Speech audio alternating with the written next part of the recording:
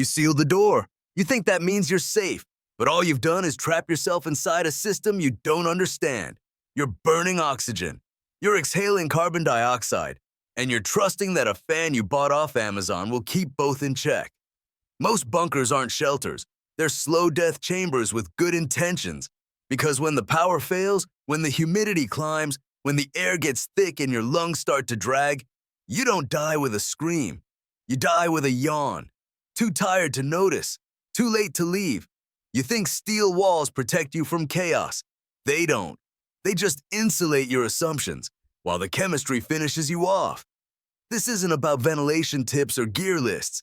This is about 5 failure modes that kill bunker dwellers before the surface ever gets them. If you've ever considered going underground, you need to hear this first. Because the real threat isn't what you're hiding from, it's what you sealed in with you. You think going underground removes you from danger. It doesn't. It buries you closer to it. You've seen the images: steel doors, blast-proof walls, food rations stacked to the ceiling. A self-contained bubble of safety sealed off from the chaos above. It feels smart, tactical, unreachable, but the deeper truth is this: most underground shelters aren't fortresses. They're coffins with a time delay, and no one tells you until it's too late.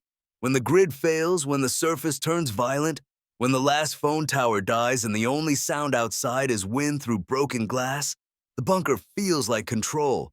No neighbors, no looters, no state collapse at your front door. But the comfort you feel isn't safety. It's the beginning of containment. Because a sealed room is not a sanctuary. It's a closed system. And most of you don't understand what that means. Let's break it down. 5 failure modes. Real physics, real chemistry, real deaths. All drawn from collapse reconstructions. This is how your shelter kills you. You think if the door seals, you're safe. But steel doesn't create air. It traps it.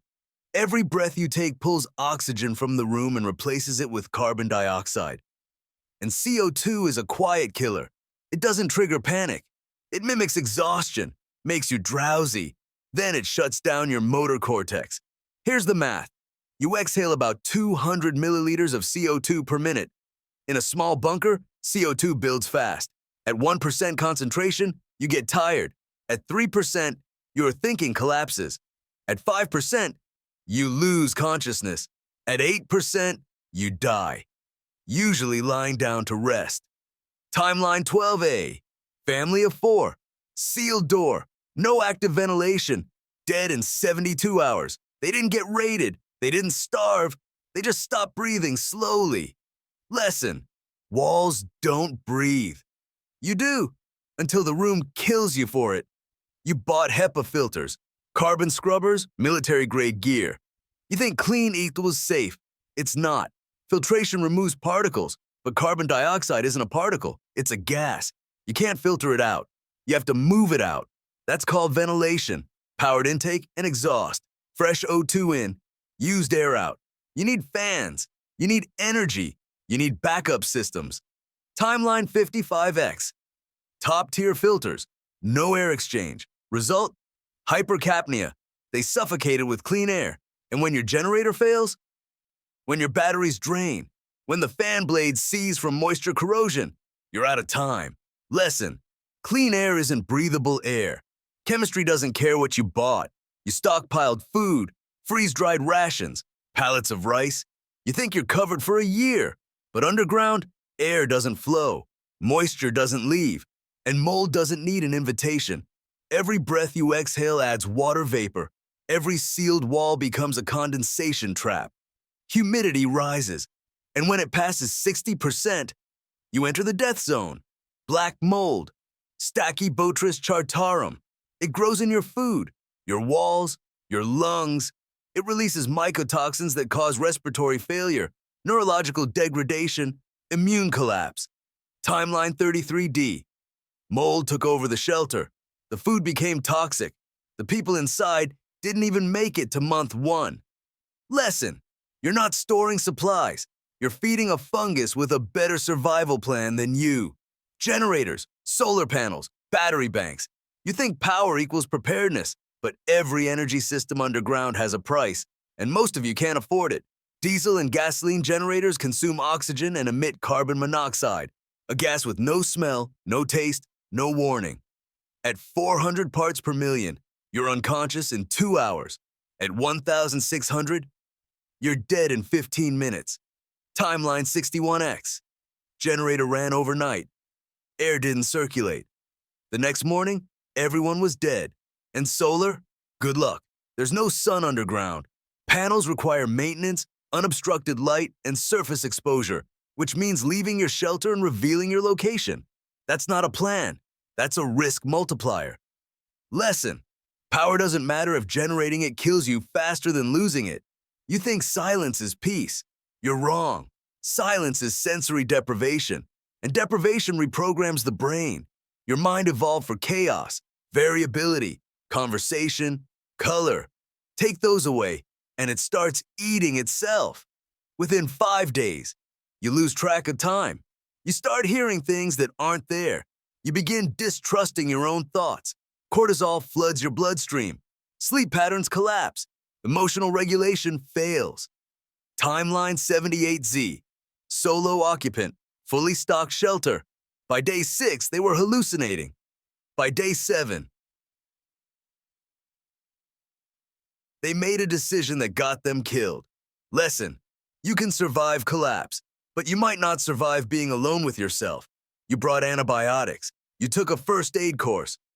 You think a med kit makes you a medic. It doesn't. Underground shelters are petri dishes. High humidity plus the poor ventilation equals to microbial acceleration. Minor cuts become festering wounds. Your immune system tanks under stress.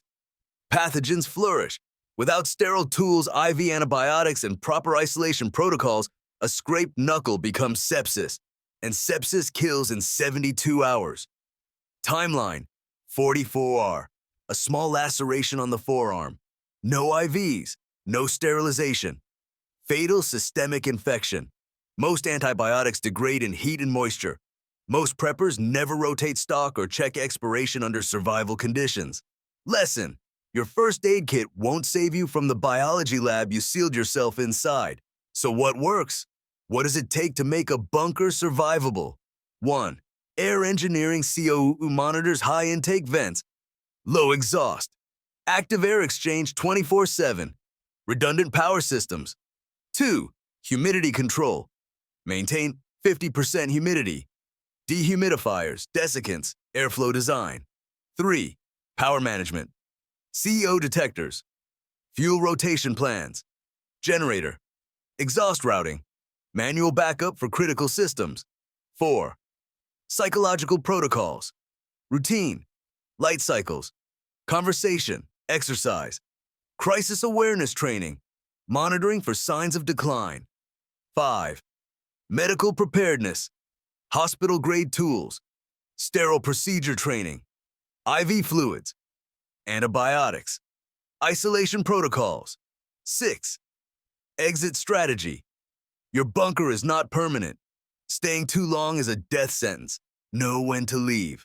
Lesson: your bunker isn't a fortress. It's a life support system, with failure baked into its design unless you engineer for it. It's not the air. It's not the mold.